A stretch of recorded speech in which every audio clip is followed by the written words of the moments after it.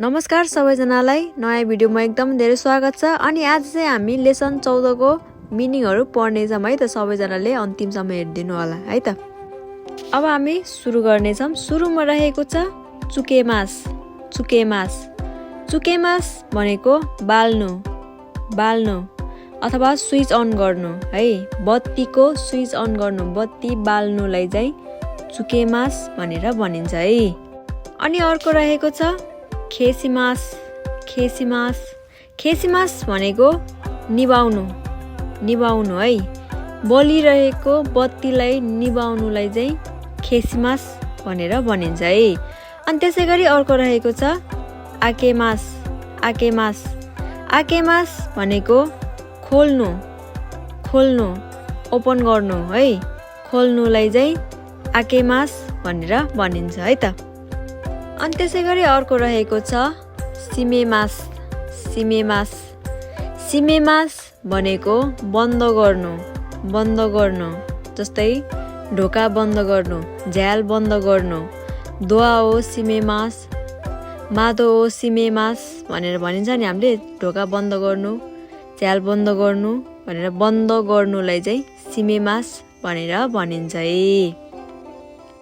अनि त्यसैगरी फेरि अर्को रहेको छ इसोगिमास।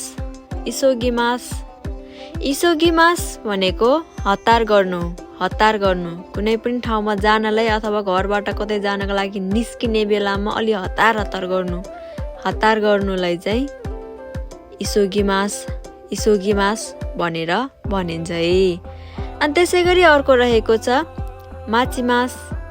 माचिमास माचिमास भनेको पर्खनु पर्खनु, कसैलाई पर्खनु, वेट गर्नु है। कसैलाई वेट गर्नु, पर्खनुलाई चाहिँ जापानिज भाषामा माचिमास माचिमास भनेर भनिन्छ है। अनि त्यसैगरी अर्को रहेको छ तोमेमास। तोमेमास तोमेमास भनेको रोक्नु रोक्नु। जस्तै गाडी रोक्नु, हामी हिँड्दा हिँड्दै रोकिनु है। गाडी गुड्दा गुड्दै रोकिनुलाई चाहिँ तोमेमास तोमेमास भनेर भनिन्छ है त। त्यसैगरी फेरि अर्को छ ताचिमास। ताचिमास ताचिमास भनेको उभिनु उभिनु, उठ्नु अथवा उभिनु। उठ्नु भन्दा पनि उभिनु, उभिरहनु भन्ने बुझिन्छ है। ताचिमास भनेको उभिनु है त। अनि अर्को छ मागारिमास। मागारिमास मागारिमास भनेको मोड्नु मोड्नु अथवा मोड्नु अथवा घुमाउनु। जस्तै गाडी सिधा गइरहेको गाडी अर्को साइडबाट घुमाउनु है। घुमाउनु, मोड्नु, घुमाउनुलाई चाहिँ मागारिमास मागारिमास भनेर भनिन्छ है। अनि त्यसैगरी अर्को रहेको छ वातारिमास। वातारिमास वातारिमास भनेको पार गर्नु पार गर्नु। एक ठाउँबाट अर्को ठाउँमा पार गर्नु, एक ठाउँबाट अर्को ठाउँमा जम्प गर्नु अथवा एक ठाउँबाट अर्को ठाउँमा पुग्नुलाई चाहिँ जापानिज भाषामा वातारिमास वातारिमास भनेर भनिन्छ है। यो चाहिँ पुल तर्ने बेलामा पनि युज हुन्छ है। पुल तर्ने बेलामा हैन, एक ठाउँबाट अर्को ठाउँमा पुग्ने बेलामा चाहिँ जापानिज भाषामा वातारिमास वातारिमास भनेर भनिन्छ है। त्यसैगरी फेरि अर्को रहेको छ तोरिमास। तोरिमास तोरिमास भनेको लिनु लिनु है। अथवा लिनु अथवा फोटो खिच्नु। फोटो खिच्नु, खिच्नुलाई पनि तोरिमास भनिन्छ है। लिनु अथवा फोटो खिच्नुलाई जापानिज भाषामा तोरिमास तोरिमास भनेर भनिन्छ है। त्यसैगरी अर्को रहेको छ कोपिसिमास। कोपिसिमास कोपिसिमास भनेको कपी गर्नु कपी गर्नु है। कपी गर्नुलाई चाहिँ कोपिसिमास कोपिसिमास भनेर भनिन्छ है त। अनि अर्को रहेको छ योबिमास। योबिमास योबिमास भनेको बोलाउनु बोलाउनु है बोलाउनु ट्याक्सी बोलाउनु अथवा साथीलाई बोलाउनुलाई चाहिँ योबिमास भनेर भनिन्छ है। त्यसैगरी अर्को रहेको छ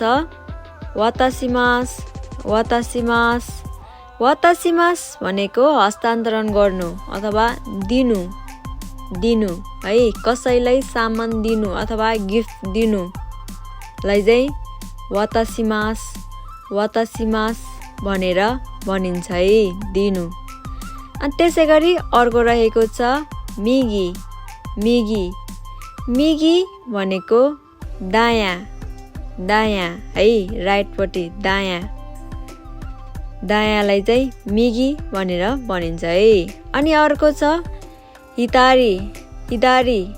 हिदारी भनेको बायाँपट्टि है लेफ्ट साइडलाई चाहिँ हिदारी भनेर भनिन्छ है। अनि त्यसैगरी अर्को रहेको छ माए भनेको अगाडि आफूभन्दा अगाडिलाई चाहिँ माए भनिन्छ है। अनि अर्को छ उसिरो भनेको पछाडि आफूभन्दा पछाडि आफ्नो पछाडिलाई चाहिँ उसिरो भनेर भनिन्छ है। अनि अर्को छ नाका भनेको भित्रलाई चाहिँ जापानिज भाषामा नाका भनेर भनिन्छ है। अनि अर्को छ सोतो भनेको बाहिर घर बाहिर है घर बाहिर रुम बाहिर जता भने पनि हुन्छ बाहिर भनेर बुझ्दा हुन्छ है। त्यसैगरी फेरि अर्को छ खादो भनेको बाटोको कुना है वालको छेउको कुनाको बाटोलाई चाहिँ जापानिज भाषामा खादो भनेर भनिन्छ है। अनि त्यसैगरी फेरि अर्को छ कौसातेन भनेको चोक त तपाईहरुलाई थाहा नै होला चोकलाई चाहिँ जापानिज भाषामा कौसातेन भनेर भनिन्छ है। अनि त्यसैगरी फेरि अर्को छ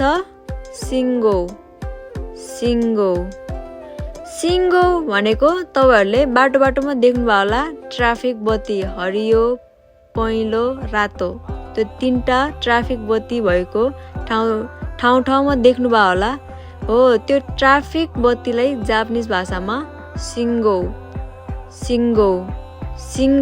भनेर भनिन्छ है। अनि त्यसैगरी फेरि अर्को रहेको छ मिची भनेको बाटो हामी हिँड्ने बाटोलाई मिची भनेर भनिन्छ है। त्यसैगरी फेरि अर्को छ बासुतेई भनेको बस स्टप बस रोक्ने ठाउँ है बस रोक्ने ठाउँलाई चाहिँ बासुतेई भनेर भनिन्छ है। अनि त्यसैगरी अर्को छ एकी भनेको स्टेसनलाई एकी भनेर भनिन्छ है। अनि त्यसैगरी अर्को रहेको छ चिजु भनेको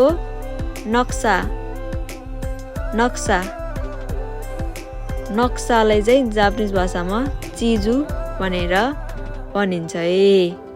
अनि त्यसैगरी अर्को रहेको छ देङ्की भनेको बिजुली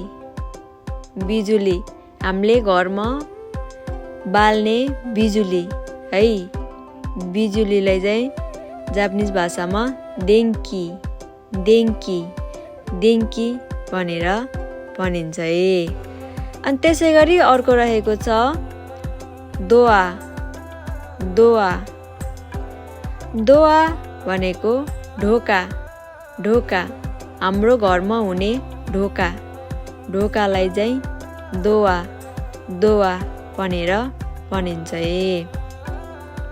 अनि त्यसै गरी फेरि अर्को रहेको छ ओचुरी ओचुरी ओचुरी भनेको फिर्ता पैसा हामीले सामान किन्न जाँदाखेरि हामीले 15 रुपैयाँको सामान किन्यो तर पैसा हामीले 20 रुपैयाँ दियो भने 5 रुपैयाँ फिर्ता आउँछ र त्यो फिर्ता आउने 5 रुपैयाँ पैसालाई चाहिँ ओचुरी ओचुरी ओचुरी भनेर भनिन्छ है फिर्ता पैसालाई है त अनि त्यसै गरी फेरि अर्को रहेको छ मासुगु मासुगु मासुगु भनेको सिधा दायाँ बायाँ है टेढो पेढो कतै के पनि होइन कि सिधालाई चाहिँ जापानिज भाषामा मासुगु मासुगु भनेर भनिन्छ है अनि त्यसै गरी अर्को छ युक्कुरी युक्कुरी युक्कुरी भनेको